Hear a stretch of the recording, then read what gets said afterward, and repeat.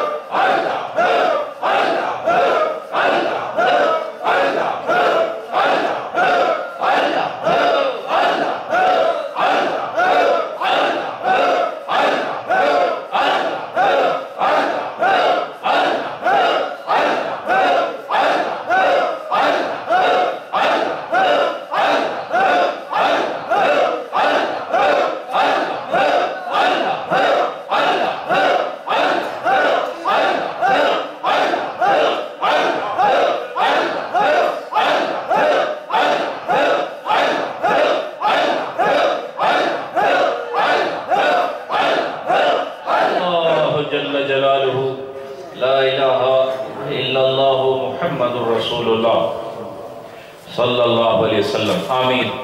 अल्हम्दुलिल्लाहि रब्बिल आलमीन, अस्सलातु वस्सलामु अला मुहम्मदिन व अला आलिहि व अस्हाबिहि व अहले बैतिहि अजमईन। या अल्लाह, हफ्तावार तेरी बारगाह में हाज़िरी तेरे करम के बगैर मुमकिन नहीं, और अपनी रहमत और अपनी तवज्जो से या रब्बल आलमीन तेरे ये करम के नज़ारे हैं जो रूह और जान में पैवस्त नज़र आते हैं।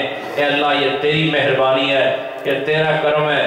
गुनाहगारों को अपनी जानिब खींच के ले ही आता है। ये तेरी शान बेनियाजी और तेरा करम अज़ली कि तू जानते हुए भी हम गुनाहगारों का इंतखाब करता है और फिर से अपनी याद के लिए और अपने महबूब के जिक्र के लिए जमा होने का मौका देता है। अल्लाह, ये तेरा करम है।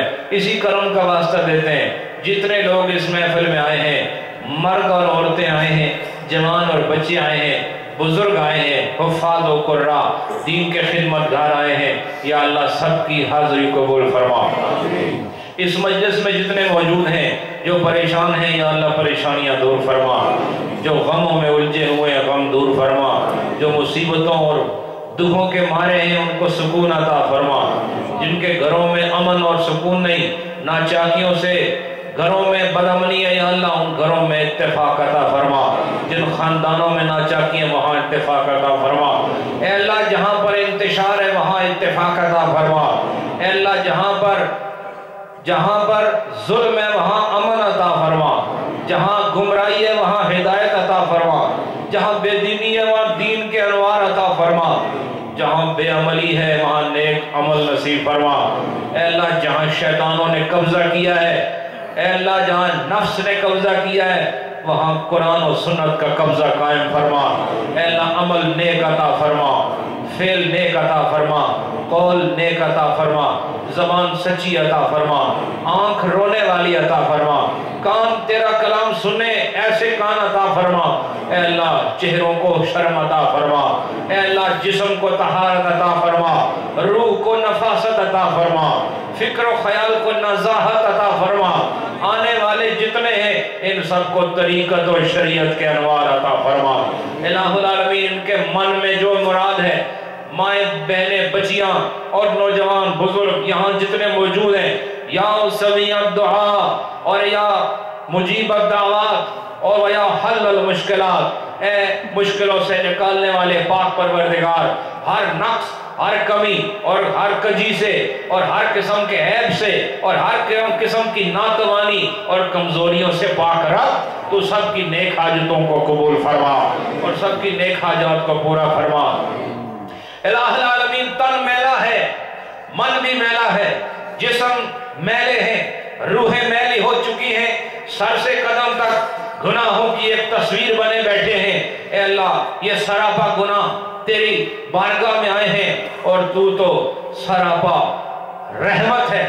तू रहमत, तेरा महबूब रहमत, तू मग़फ़िरत करने वाला, माफ़ी देने वाला, शान बेनियाजी का मालिक। ए रब्बे कायनात, हम सब गुनाहगारों को रुखे मुस्तफ़ा के सदके, जुल्फ़े मुअम्बरी मुस्तफ़ा के सदके और शरह सदर मुस्तफ़ा के सदके और उस कल्ब मुनव्वर के सदके, आले रसूल, असहाबे रसूल के सदके, अल्लाह पिछली जिंदगी के तमाम गुनाहों की माफ़ी अता फरमा। और जितने हमने जिस्म जान पर जुल्म ढाए हैं, ज़्यादतियाँ की हैं, सगीरा और कबीरा गुनाहों से जिस्म को मैला किया, मन को मैला किया और तन और मन की तहारत को गुनाहों से हटा के तेरी बारगाह में आए हैं। ए अल्लाह, जितने गुनाह हुए सो हो गए, अब हमें हिदायत अता फरमा और पक्की सच्ची तौबा नसीब फरमा और ज़ाहिर बातिन में हमें शरीयत और तरीक़त के उसूल नाफिज करने की तौफीक अता फरमा। इलाहुल आलमीन, जो बे औलाद हैं उनको साले औलाद अता फरमा और जो औलाद वाले हैं उनको औलाद की खुशियां अता फरमा। हमारे इस मुल्क में बसने वाले बच्चे, जवान, बच्चियां, उनके अंदर दीनी जोश और जज्बा पैदा फरमा। इस्लामी तौर तरीकों के मुताबिक घरों में अंदर और घरों के बाहर रहना नसीब फरमा। इलाहुल आलमीन, जितने लोगों ने राब्ते किए, परेशानियों का जिक्र किया, ए अल्लाह, तू ही मुश्किलात को हल करने वाला है। ہم سب تیرے گناہگار بندے ہیں، ہم سب تیرے گداگر ہیں، تیری بارگاہ کے سوالگر ہیں، ہم تو تیری بارگاہ میں ہاتھ پھیلانے والے تیرے منگتے ہیں یا اللہ، تیرے در پہ ہاتھ پھیلائے بیٹھے ہیں۔ جتنے لوگوں نے اپنی پریشانیوں کا ذکر کیا، شرق سے غرب تک، شمال سے جنوب تک، ان سب کی نیک حاجتوں کو پورا فرما، پریشانیوں کو دور فرما، اور یا اللہ تمام مریضوں کو صحت عطا فرما۔ مائیں بہنیں بچیاں جوان بزرگ دوست احباب اس ملک میں اور بیرون ملک جتنے لوگ ہمارے جاننے والے بیمار ہیں یا شافی الامراض ان سب کو صحت عطا فرما۔ رب کائنات یا رب العالمین آج کی اس محفل میں متعدد قرآن پاک، دیگر سور متبارکہ اور درود شریف، دیگر کلمات طیبات اور ختم خواجگان شریف اور تیری بارگاہ میں کیفیات سے معمور ذکر پیش کیا گیا۔ اس ساری محنت، کاوش، ذکر اللہ اور ذکر رسول اللہ کو اور ختم پاک کو، اس میں جو لنگر پیش کیا گیا اس کو، جو خدمات پیش کی گئی اس کو، اپنی بارگاہ جلیلہ مقدسہ میں قبول فرما، اور اس کا ثواب نبی الاولاد شاہ دو عالم صلی اللہ علیہ وسلم کی روح کو اپنی بارگاہ سے نصیب فرما، اور کل جماعت انبیاء و مرسلین کو اس کا ثواب عطا فرما۔ نبی پاک کے کل صحابہ، آپ کے کل اصحاب بیت، آل رسول، سب کو اس کا ثواب عطا فرما، اور اخیار تابعین و تبع تابعین کو، مومنین مومنات، یا اللہ مسلمین مسلمات، اے اللہ جو ایصال ثواب کی حقیقت پر عقیدہ رکھتے ہوئے دنیا سے گئے ہیں، ان سب کو اس محفل کا ثواب عطا فرما، اور بالخصوص کل سلاسل کے اہل حق، متصوفین، صوفیاء کرام، اہل اللہ، اہل طریقت اور اہل شریعت، اہل علم، مفسرین، محدثین، علماء متکلمین، اے اللہ تیرے دین کے خدمتگار جتنے بھی گزرے ہیں ان سب کو اس کا ثواب عطا فرما، اور بالخصوص محترم حاجی محمد خلیل صاحب جن کی والدہ کا پچھلے دنوں پاکستان میں انتقال ہوا، یا اللہ یہ کتنی پیاری محفل ہے، یہ کتنی حسین محفل ہے، اور یہاں آنے والوں نے تجھے یاد کیا ہے، اس محفل کا جتنا ثواب تو نے ہمیں دیا، اے اللہ یہ سارا ثواب حاجی صاحب کی والدہ کو عطا فرما، ان کو اس کے صدقے بخشش عطا فرما، مغفرت عطا فرما، قبر کے اندر وسعت عطا فرما، نور عطا فرما، نبی پاک کی شفاعت عطا فرما، اور ان کے حق میں اور آپ سب کے جتنے بیٹھے ہو یہاں پر، آپ سب کے لواحقین اور مائیں بہن بچیاں جو آئی ہیں، ان کے رشتہ دار جو بھی اس وقت بچھڑ کر عالم برزخ میں پڑے ہوئے ہیں، اے اللہ ان سب کو اس محفل کا ثواب عطا فرما، ان سب کو بخشش عطا فرما، مغفرت عطا فرما، ہم سب کو بھی اے اللہ ہم نے لوگوں کو درس دیا، موت سے قبل کے احوال بتائے، اے اللہ بڑی سخت اور بڑی عجیب و غریب کیفیت اور بڑی ناقابل بیان منزل ہے، اے اللہ اس وقت کوئی ساتھ دینے والا نہیں، کیا پتہ تلقین والا کوئی ملے نہ ملے، تو ہی ہمارا پروردگار ہے، تو ہی ہمارا صاحب ہے، اے اللہ تجھے تیری شان کا واسطہ، تجھے تیری رحمت کا واسطہ اس عالم غرغرہ میں ہماری مدد فرما، اور دنیا سے بحالت ایمان رخصتی عطا فرما، اور مرتے وقت اپنی رضا کے ساتھ مرنا نصیب فرما، اور اپنی رضا کے ساتھ قبر میں اترنا نصیب فرما، اور قبر میں اپنے پیارے محبوب کا پیارا رخ دیکھ کر ان کی معرفت بھی عطا فرما، اور حشر میں ان کی صحبت اور ان کے قدموں سے لپٹ کر اے اللہ ہمیں پل صراط کا سفر کرنا آسان فرما، اور ان کے حوض کوثر سے پیاس بجھانے کا موقع نصیب فرما، اور ان کے دامن شفاعت کا سایہ ہم سب گناہگاروں کو نصیب فرما۔ جتنے احباب نے دعاؤں کے لیے کہا آج کی اس مجلس میں، یا اللہ ان سب کی دعائیں قبول فرما، اور ان کے مرحومین کو اس محفل کا ثواب عطا فرما۔ منتظمین جامعہ محی الاسلام صدیقیہ اول سے لے کے آخر تک، اس کے لنگر پکانے والے، اس کی مسجد کا انتظام کرنے والے، یہ ساری جماعت مخلصین، اے اللہ ان کی خدمات کو مقبول اور ماجور فرما، اور تعاون کرنے والے روز اول سے آج تک ان سب کے تعاون کو محبوب و مقبول فرما، اور ہم سب کو تمام مراکز مساجد و مراکز و اہل سنت کے ساتھ تعاون اور وفاداری کی توفیق عطا فرما۔ اللہم ربنا تقبل منا انک انت السمیع العلیم وتب علینا انک انت التواب الرحیم، وصلی اللہ تعالی علی حبیبہ محمد وعلی آلہ واصحابہ اجمعین برحمتک یا ارحم الراحمین۔